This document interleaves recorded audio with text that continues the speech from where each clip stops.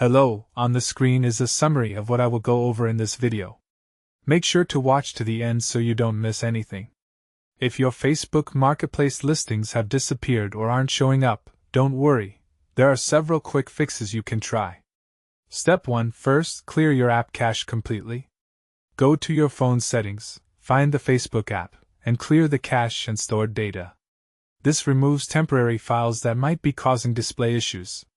Step 2. Next, update your Facebook app to the latest version available on your App Store.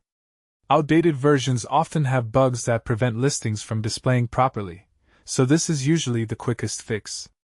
Step 3. Check your account status and make sure you haven't been temporarily suspended or restricted.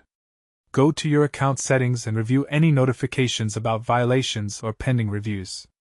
Step 4. Verify that your listings meet all current Facebook Marketplace requirements. Your items must have clear photos, accurate descriptions, and proper category selections. Items that violate policies get hidden automatically. Step 5. Log out completely and log back in to refresh your connection to Facebook's servers.